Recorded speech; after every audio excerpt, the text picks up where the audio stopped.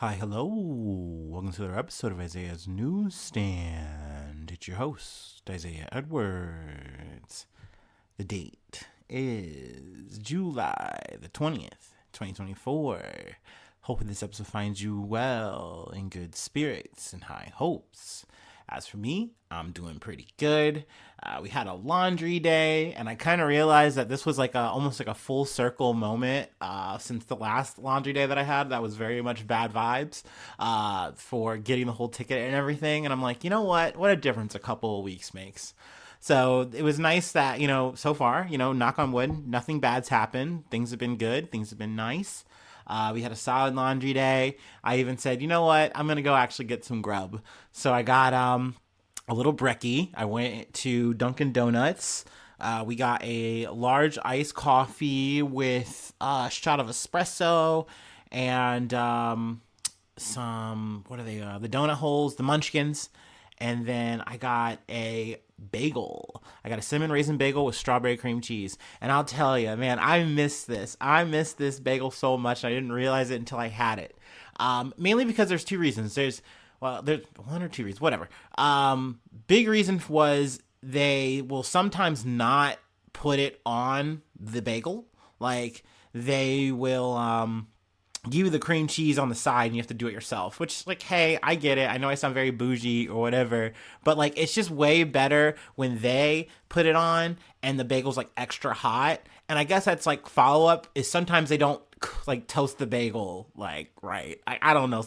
It's just like any kind of thing you're getting in a fast food situation. Sometimes it's everything you want it to be, and then other times it's just flops and it's like I still paid the same amount of money and I'm still gonna eat this, but one is exactly pitch perfect and the other one is bleh.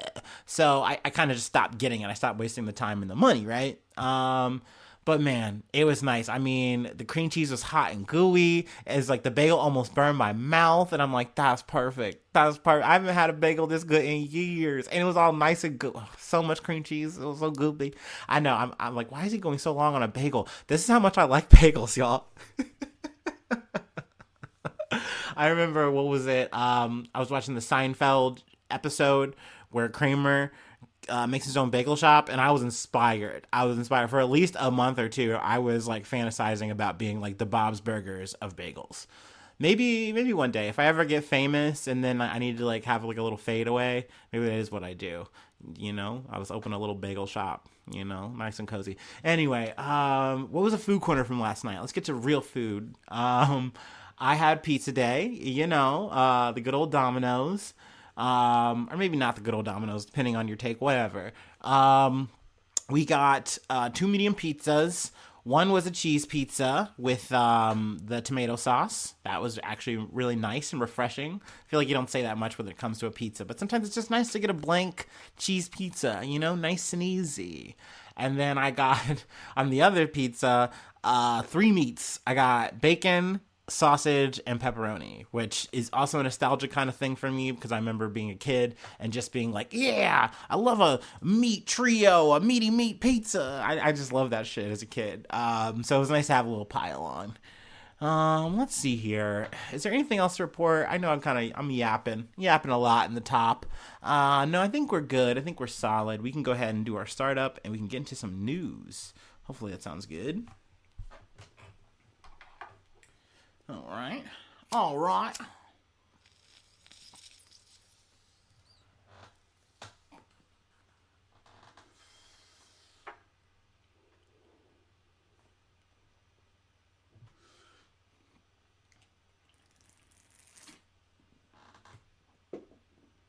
All right.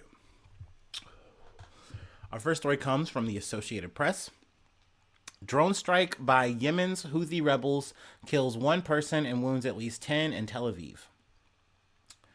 An Iranian-made drone sent by Yemen's Houthi rebels struck Tel Aviv on Friday, leaving one person dead and at least 10 wounded in the group's first lethal strike into Israel. The aerial strike rumbled through the center of the city near the U.S. Embassy, causing shrapnel to rain down and spreading shards of glass over a large radius. The hit in Israel's biggest city was startling because the drone appeared to have crossed much of the country through the multi-layered air defenses that have intercepted almost all of the drones and rockets that Yemen's Houthis have been launching towards Israel since the Gaza war began. Most have failed even to reach Israel's southernmost southernmost city. Eilat, on the Red Sea, some 270 kilometers or 160 miles south of Tel Aviv. So apparently it was some kind of error. We don't know if it was human or, was it technological? But one drone did wind up coming through. I feel like this is like the first time we've kind of heard about the Houthis, since, I don't know, I feel like maybe it's been like a month or so. They're still active doing Red Sea stuff. It's just not, I guess being covered or not that relevant as of right now. But yeah, let's see. Israel's military identified the drone as an Iranian Samad 3 upgraded to travel long distances and said it was believed to have come from Yemen. The drone hit around 3:10 a.m., blowing out windows and damaging cars throughout a coastal neighborhood of Tel Aviv and reverberating as far as nearby cities. Excuse me. The military said it had not determined if it exploded in the air or directly struck buildings. We can go ahead and move on to the next. Oh, no, actually, I did want to say one more thing.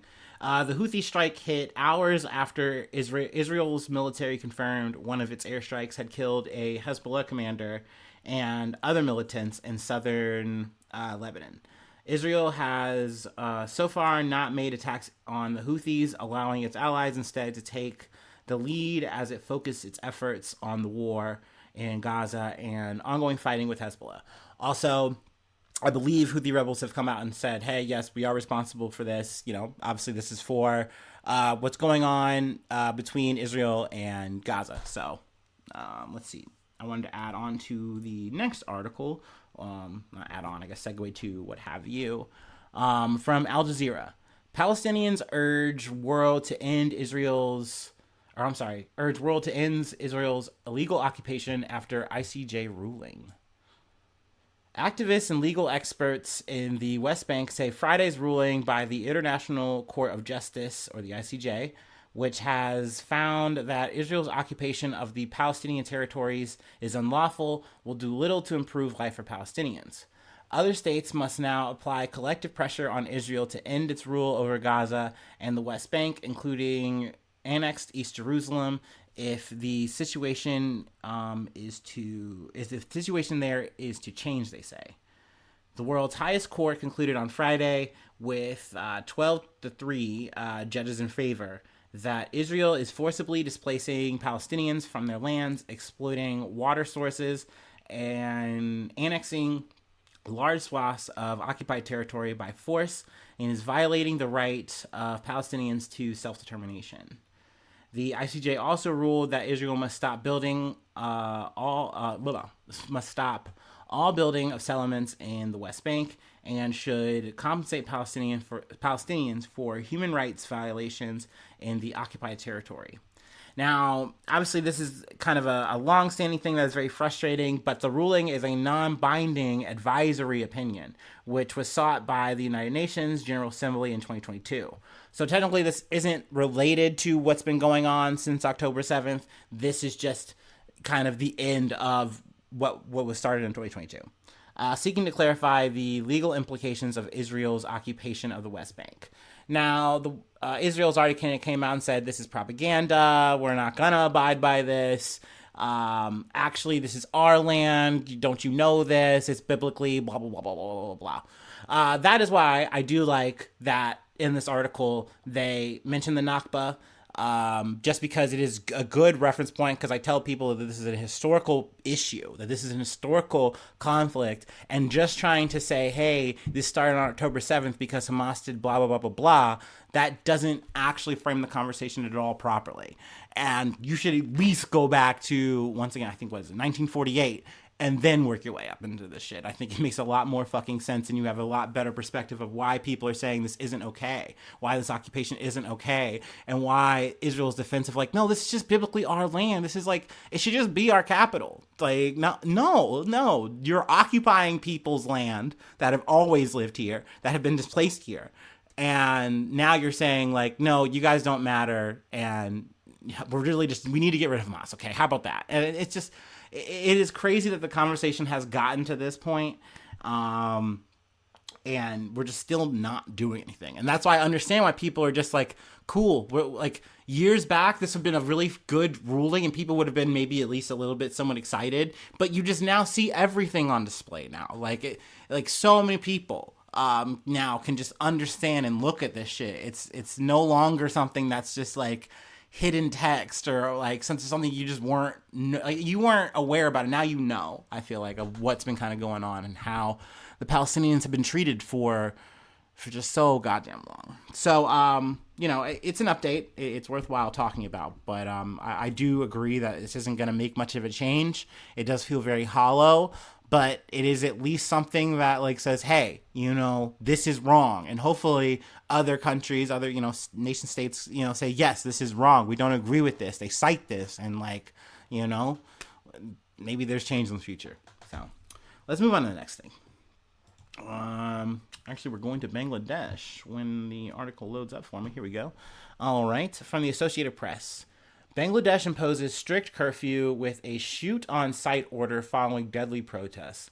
So I hate how this is worded, right? Because this isn't like a martial law. This isn't like state emergency type shit. But it is. Like, essentially, you're putting up a state curfew with a shoot-on-sight order. That's like the same fucking thing. It just kind of sounds maybe a little better for some people.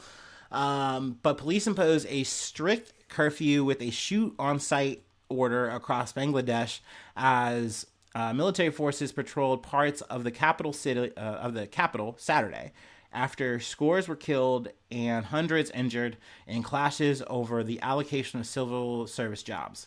So we covered this at the top of the week. I know this has been going on 4 weeks, but it just seems to be ratcheting up like day after day. And I was like, okay, let's jump back in. The curfew began at midnight and was relaxed from noon to 2 p.m. for people to run essential errands, and is expected to last until 10 a.m. Sunday, allowing officers to fire on mobs in extreme cases, said lawmaker Obadul Quaidar, the general secretary of the ruling Awami League Party. The demonstrations called for mainly by student groups started weeks ago to protest a quota system that reserves up to 30% of government jobs for relatives of veterans who fought in Bangladesh's War of Independence in 1971. Violence erupted Tuesday with the daily Pratham Alo newspaper reporting the death of at least 103 people. So, yeah, clearly the number just keeps going up and up, sadly. Friday was likely to be the deadliest day so far. Samoy TV reported 43 killed, while an Associated Press reporter saw 23 bodies at Dhaka Medical College and Hospital. But it was not immediately clear whether they all died on Friday. On Thursday, 22 others were reported dead as protesting students attempted to completely shut down the country. And I think it's worth noting that when they say students here, they're kind of being a little loose in the media.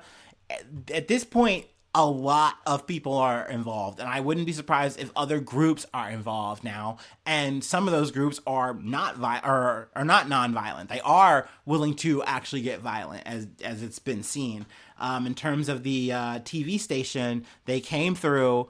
I think they they burnt it down. They also fucked with cars and other buildings and stuff like that. And I'm not saying that students aren't getting involved in that, but that's not every student, and that's not how this shit started. So I feel like that's important to note. But I mean, so it goes when it comes to these situations. Sadly, once again, I think that is the good thing about it being kind of not led in like a mass way, but at the same time, then it just becomes very chaotic. Or at least it's easier to become that. But I mean, even so, like, even you do have like an actual structure that can happen. And shit, we could go into a whole other fucking podcast episode about that shit. Anyway, where did I want to go for? Let's start reading.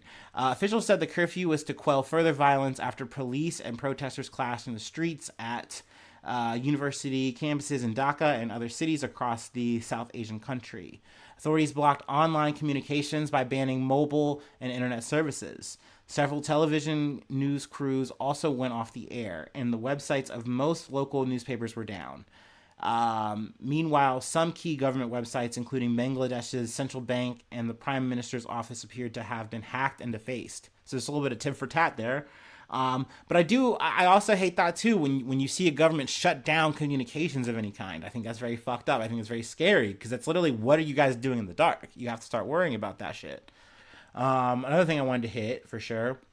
Local media also reported that some 800 inmates fled from a prison in Narsingdi.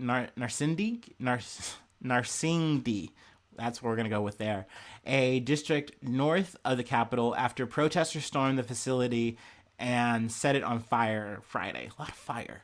The chaos highlights cracks in Bangladesh's governance and economy and frustration of youths who lack good jobs upon graduation. They also represent the biggest challenge to Prime Minister Sheikh Hasina since she won a fourth consecutive term in office after January's elections, boycotted by the main opposition groups.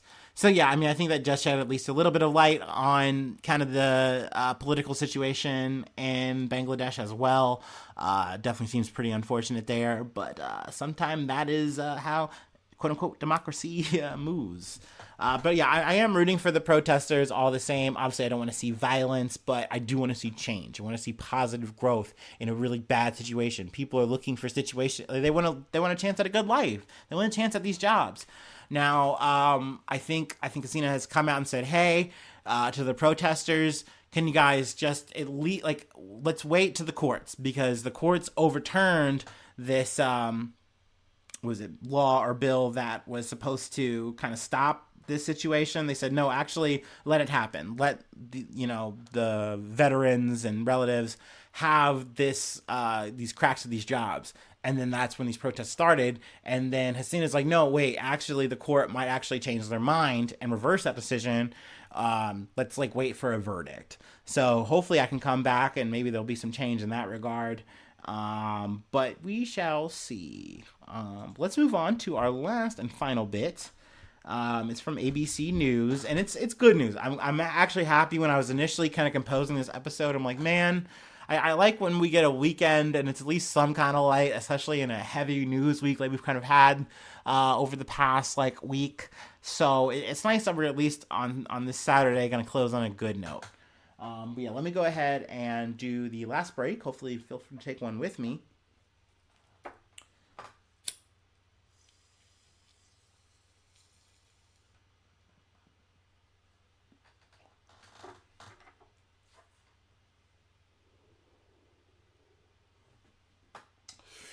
Ooh.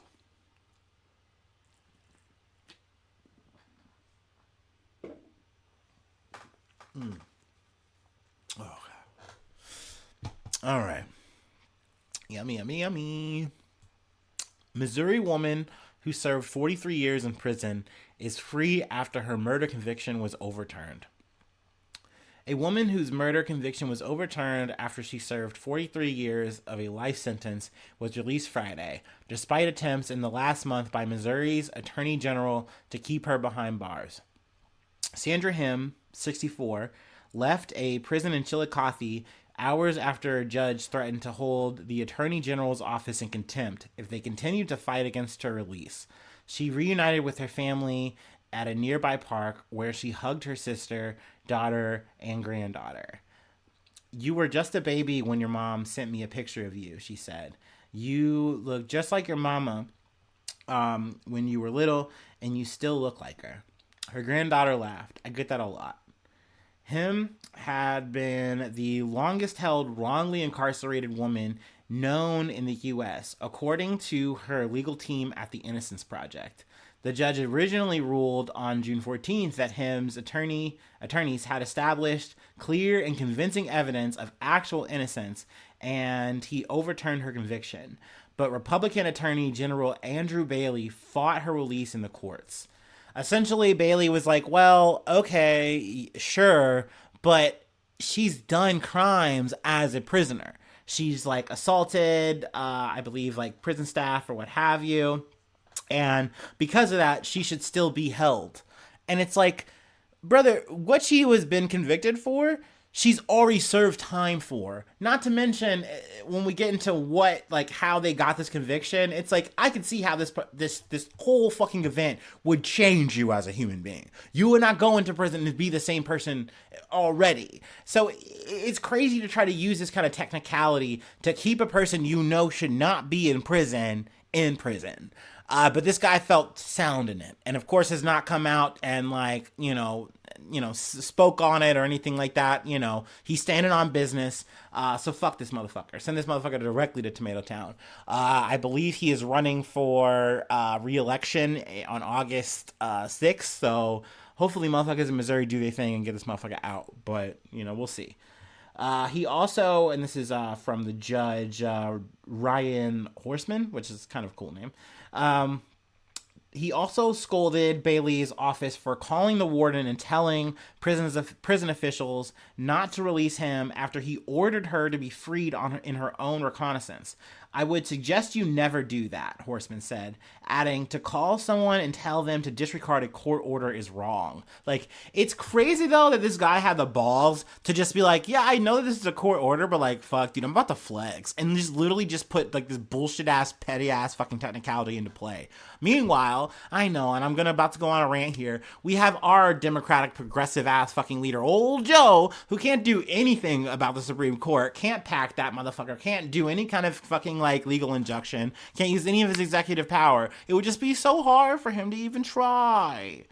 Like, it's insane. And this is why I go back to the team sports conversation and why I do lobby for at least as much blue shit as I can, because it is the slop I have available to me, and like that's the resources I want to use until some fucking Masonic like character comes and tells me like, hey, I actually got a new plan, a new ideology, or some kind of fucking thing for you to actually work with, some kind of movement that I like and actually has some like thought, then I don't know. But anyway, back to the situation at hand. I'm happy that Hemme is out. It's crazy to think 43 years of your life just gone, just deleted. And literally they got her like under a fucking like she was in like a medical sedation and she was in a psychiatric hospital, and that's when they were getting the confession out of her. Like, that's the basis they used to convict this person for a life sentence for killing someone. And she didn't do it. And not to mention too, they add this here, that she won't be eligible for Social Security because she's been incarcerated for so long. So I really hope here that she can at least get like the fucking bag in like some kind of lawsuit. I mean, sadly, sometimes that's the only way to get fucking money in America is to get a lawsuit and win one. But yeah, what is it? Bailey, a Republican, is facing opposition in the August 6th primary election. So yeah, hopefully he loses. Let's see here. I guess, yeah, we can go ahead and read this along the way. Hemme's immediate freedom was complicated by sentences she received for crimes committed while she was behind bars. She received a 10-year sentence in 1996 for attacking a prison worker with a razor blade, and a 2-year sentence in 1984 for offering to commit violence. Bailey had argued that Hemme represented a safety risk to herself and others, and she should start serving those sentences now. Motherfucker, you can just say she served those sentences retroactively for what she's already been sentenced. 43 years, bro. Do the fucking math. Go fuck yourself. Let me go ahead. Like I said, I would agree that this is a draconian outcome. Kind of reading a little bit more there. Trying to see if I can find. Boop, boop, boop, boop. No, yeah, we'll leave it there. Like I said, she, I think she killed like a librarian, or at least that's what she was accused of. I'm sorry. But yeah, this was essentially overturned. And like, they knew for a fact that no, this person wasn't the person. Hemme wasn't the actual perpetrator. So it's crazy that Bailey, the attorney general, was like, no, I'm not going to let go of this. Like, I don't even know what like political points you even get out of this kind of play. It just seems ridiculous. It's not even justice for the victim. It's clear and apparent this wasn't the person who did it. So it definitely like fucking arches my back. It makes me so mad. I don't know. I don't know why I said arches my back. That's not gonna stick. It makes me mad though. You know, it puts me on my haunches. Like a cat. That's what I meant. But I mean, that's the episode. I'm at least we'll call it good news in a sense. And once again, I really hope she gets that fucking bag, man. I hope she gets some fucking money out of this shit. But yeah, that's the episode. If you'd like to help out, become a newsie today. Patreon.com/Isaiah News. That's how you do it. Give you a shout out at the top of the month, and also I can plug a thing if you'd like. That's an option. Free ways to hit me up: isaiahnews1@gmail.com. Let's see. Feel free to follow me or the podcast on any of the socials. Hopefully you're subscribed to the YouTube. That really helps out a lot.